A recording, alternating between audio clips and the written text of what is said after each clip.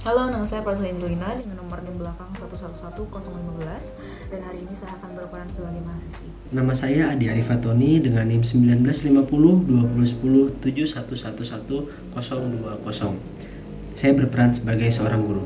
Nama saya Fajrul Ihsan, NIM 195020111111026, berperan sebagai pembawa berita. Nama saya Septian Purnama Putra, NIM saya 195020110111042. Di sini saya akan berperan sebagai analis. Berikut adalah penjelasan dari kelompok kami mengenai kolonialisme zaman now melalui polarisasi.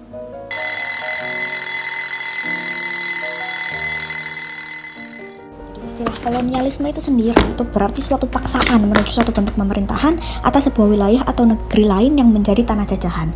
Maksud lainnya, kolonialisme itu suatu usaha untuk mendapatkan sebuah wilayah dengan cara damai maupun paksaan. Jadi tujuan utamanya itu memang kepentingan ekonomi, karena daerah-daerah yang dijajah kebanyakan adalah wilayah yang kaya akan bahan mentah. Kolonialisme sudah paham ya semuanya? Saya lanjutkan ke era digital ini. Jadi era digital itu media baru atau biasa ya kalian sebutnya era digital. Itu istilah yang digunakan dalam munculnya digital, jaringan internet, khususnya teknologi informasi komputer gitu. Media massa itu beralih ke media baru atau internet karena ada pergeseran budaya dalam penyampaian informasi. Akhirnya apa? Masyarakat yang memilih untuk belanja via digital. Alasannya lebih praktis, cepat, tidak ada biaya tambahan, banyak diskon, tidak pakai tenaga. Bahkan Indonesia sudah punya 140 aplikasi belanja online. Fenomena masyarakat melakukan seluruh kegiatan ekonominya dengan melalui smartphone akhirnya mendorong raksasa bisnis baru. Bisnis baru ini akhirnya jadi korporasi yang punya valuasi di atas 1 miliar US dollar. Korporasi ini biasa disebut unicorn kayak Gojek, Tokopedia, Traveloka. Pertanyaannya, apakah unicorn ini masih seutuhnya milik bangsa? Bagian yang pertama adalah kolonialisme zaman now dengan digitalisasi. Bagaimana hubungan antara keduanya? Kita semua sadar bahwasannya internet semakin menginternalisasi kita semua. Kini kita tidak perlu terbatas antara ruang dan waktu dalam mendapatkan informasi dan menjalin hubungan dengan orang lain. Ya, kita berada di era informasi. Meski demikian, sayangnya tidak hanya sepenuhnya membicarakan tentang kebermanfaatan, ada juga kutukan di dalamnya. Seperti yang kita tahu bahwasannya pola dan tindakan kita yang kita lakukan di internet semua tercatat dengan rapi dan menjadi suatu data yang besar.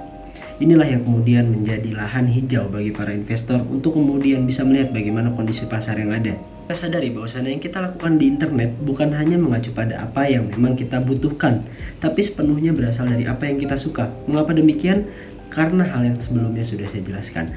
Adanya pola yang tercatat dengan rapi sehingga apa yang kita lakukan terekam dan menjadi suatu tindakan yang terus berulang.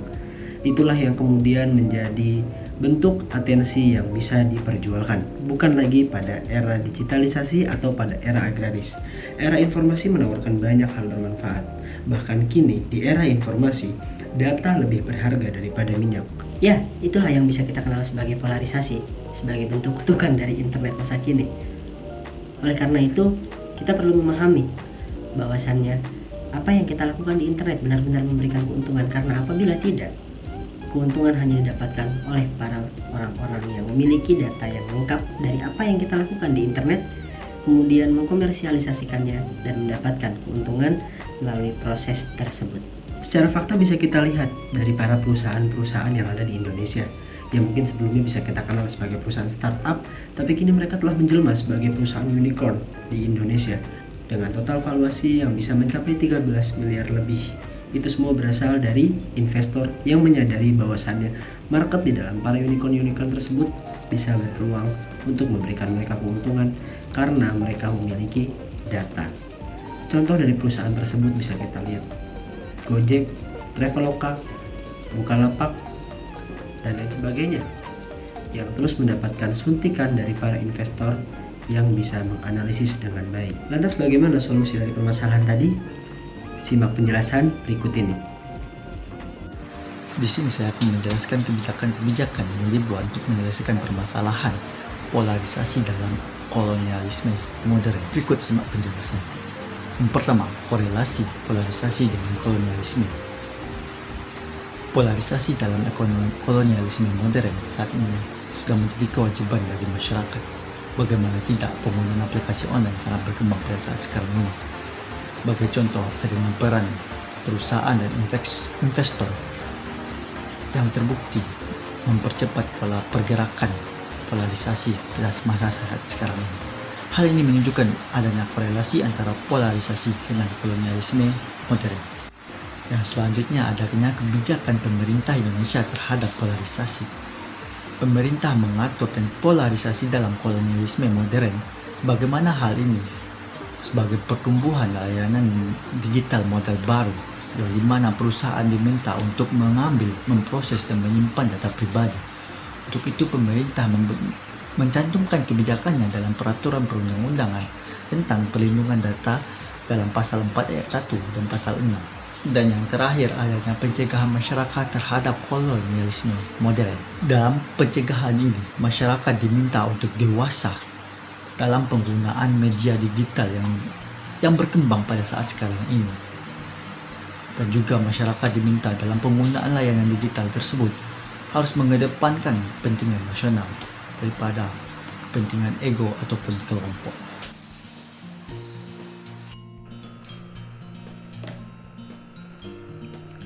Jadi, kesimpulan yang dapat saya ambil adalah era digital ini sangat berbahaya. Mengapa demikian? Hadirnya kolonialisme itu mengubah kebiasaan kita, mengubah budaya yang ada di Indonesia ini juga. Mengapa demikian? Yang sebelumnya kita terbiasa berbelanja ke pasar, beli baju ke mall, makan di rumah makan. Kini semua dapat dilakukan dengan mudah melalui smartphone.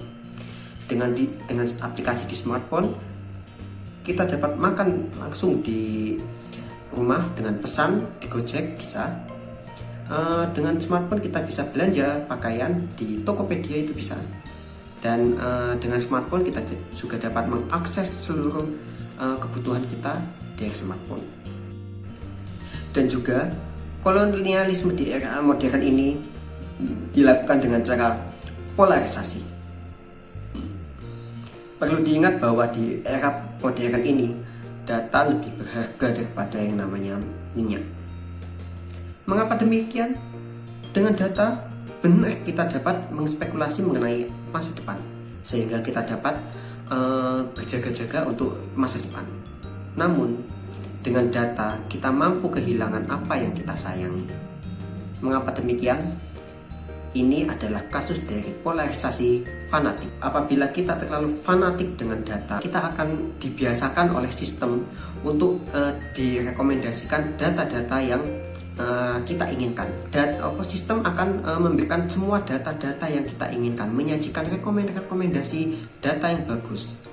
Namun dengan data-data yang bagus ini kita akan semakin fanatik dengan hal tersebut, sehingga akhirnya apabila ada satu orang yang menjelekkan data kita, maka semakin kita akan bersih tegang.